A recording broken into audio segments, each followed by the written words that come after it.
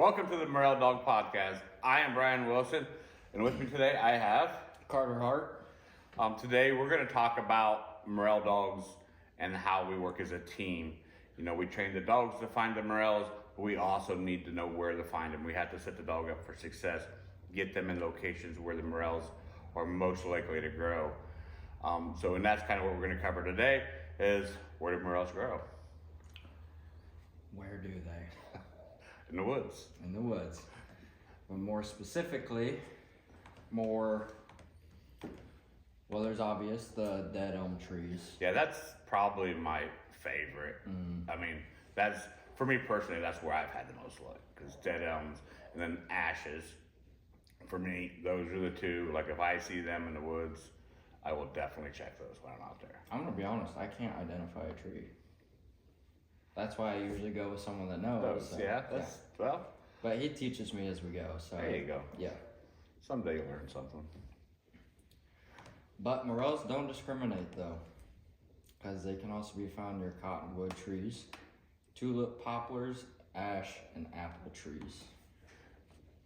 I won't disagree with the apple trees, but from everything that I've seen, the issue with apple trees is some apple orchards spray a chemical over their apples, which actually kills the morels, don't let them grow. So I think they banned this chemical, but so if someone started an apple orchard recently, maybe they'll have some luck with morels in it. But the older apple orchards, they say, normally don't have it if they use that chemical. Because I've searched apple orchards before and never found any. Locally here in our area, never. And I would be interested for anyone out there who's found them in apple orchards, like any amount, not just one or two, because I know people who found them in their backyard with no trees around, just a handful of them. I guess we can go down that road. You're talking about trees, but why do they just grow?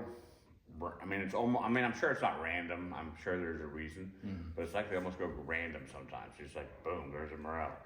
I had a guy, I was talking to him, I think at one of my shows that we went to, morel shows, and he was telling me how late April, he's going out to mow his yard, and in the backyard, he almost ran over like 5 or 6 of them, just nothing around.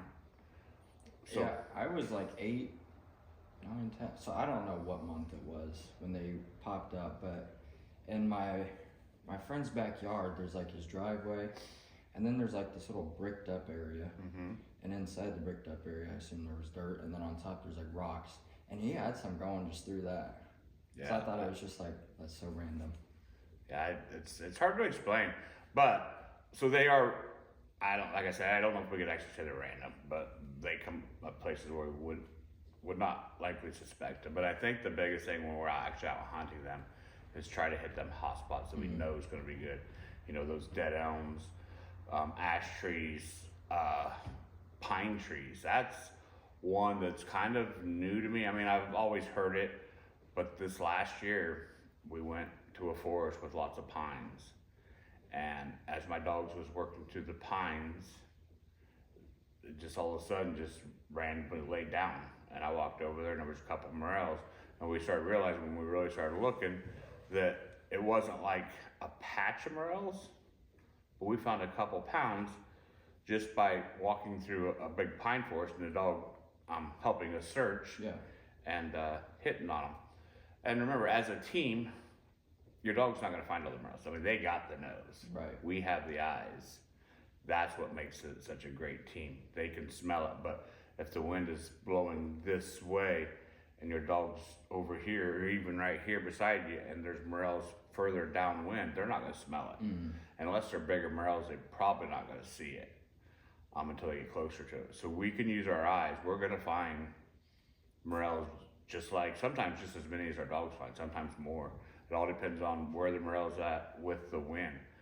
But for me, it's like I've said in the other podcast, it's about just being able to cover lots of ground, knowing there's nothing there, Yeah. I've spent 15 minutes trying to focus my eyes around the dead elm. I'm like, I know there's some here and nothing. But yeah, usually when you find those hot spots, there's a likely chance that there's going to be more around to find one. Yeah. And then you're looking for 20 minutes and And then there's nothing. Nothing. Shit, I just wasted my time. Yeah. So anyway, the benefits of having that dog. Yeah. So where else were we looking? We got trees, or any other trees. I think we've covered all the trees, haven't we? Yeah. Yeah. I mean, I've heard of sycamore. You know what? Yes. Actually, one of our trainers we was talking the other day, and she said, because I was talking about cottonwood, and she's like, don't skip them sycamores. She goes, we find a lot there. So sycamores, that's a tree that I've not really done much looking around, but when I get in river bottoms, that's where I'm going to go. So we got the trees, but we also have to have the moisture and the heat. What's ground temperature have to be for them to start growing? Between like 45 and 50. 50 degrees before they start popping. I heard that 50-degree mark is pretty, the prime time. So 50 degrees is the prime, the ideal temperature. But I think every year's different, really, because like last year it was early. Yeah. Like late March, we was heading down to Tennessee and we was finding morels. I'd have to look it up to find the exact dates. And very early April in southern Illinois was finding them. And of course, it just worked out. But we had warmer temperatures. I was in Indiana, I think it was February, at a trade show, doing my Morel Dog stuff. And people there are like, it's going to be early. But I know down south, they really start finding them closer to February. What do you got on that? Yeah, that's what I got. Like California, Oregon, South Carolina, all that. California. We should go out to California, Morel hunt, or Oregon. Yeah. What dates do they do? Early?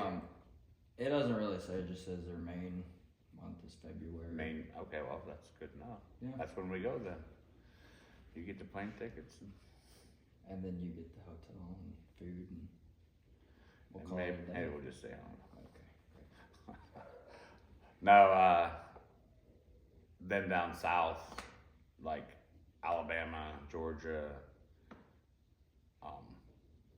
March, so that would probably a good time. And then as we move up, Tennessee, late March. Illinois, what about Michigan? I know what the Midwest, Illinois, Indiana, Iowa, all those, usually that mid-April through mid-May is that prime time most years. Well, let's talk about Michigan, because I am going to Michigan this year. I have full intentions to be up there the first week of May, maybe the second week, and we're going to stay up there probably 10, 15 days. We're taking a dog. Well, there's some shows up there, some trade shows. Actually, there's a big Morel Fest, and we're going to go up there to try to meet some people we're going to take a dog with us and see if we can go out. Have people take us out and show us around and maybe use the dogs to find morels and Gonna bring a coworker with you? no. No, absolutely not. Someone has to work while I go goof off. Be the boss man. No, that's probably not a good idea.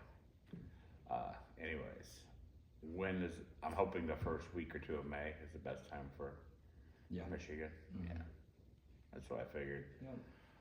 But no, that should be a good time going up there. I can't remember the names of the festival. There's two of them. There's like one week and one the next.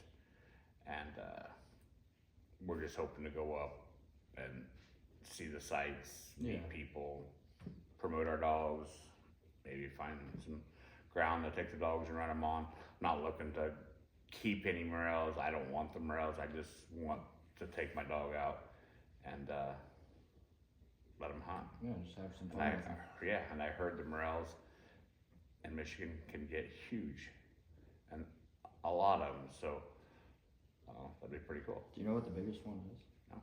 I'm gonna look it up. Look it up right now.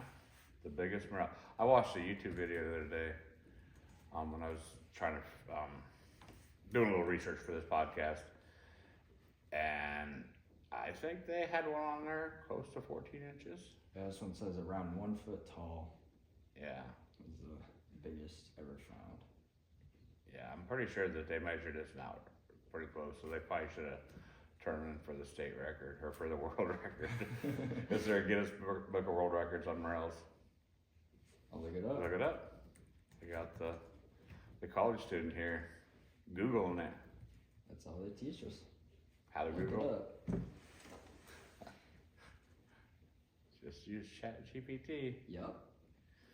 I don't see like a. Nothing. Mm, They should. yeah. This one weighed 13.9 ounces. Wade. How tall was it? 11 inches. Really? Mm. That would have must have been a big fat one. Well, anyways, back to the Morels and working as a team.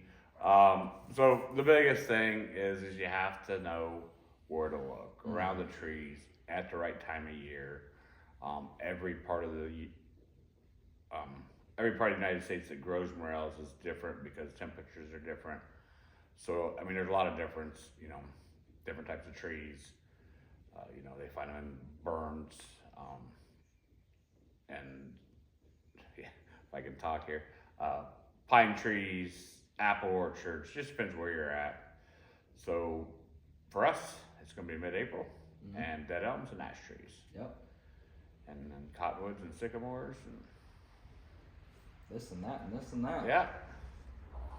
And we're gonna get we need a tree identifying book to so you can learn your trees. Maybe you can actually find some. All right, so we've had some technical issues here for whatever reason. One of our cameras went down, stopped. For us, for me, it's always technical issues. If you watch one podcast, it was my computer. I don't even have a computer today. I decided not to do with it because it was more of a distraction than anything. But we're still talking about Morel Dogs. We just don't remember where we left off. And so with that being said, we're going to end this podcast here. Just remember to go out, figure out when the best time is in your area. Work the wind with your dog. Train your dog. And if you need help training your dog, let me know. I will help you.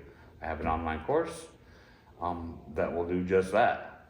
Actually, with that being said, I had a guy send me an email who he's having some issues, but he hasn't bought my online course. He's just going off YouTube, my YouTube videos. And he sent me a video of his pup doing a search and indicating on a morel in his backyard. That is super cool. Yeah. And, but he's having a few issues, not many, but a few. And he was asking for my help. I haven't reached back to him. I am going to get back with him. But yeah, he sent, that was pretty cool, that video. I love if you guys are training your dogs to find morels and you have videos, I would love to see them. I think it's awesome. I'm very passionate about this. So with that being said, get out there, train your dog, train yourself, start getting your eyes prepared to see them morels, and we will see you next week.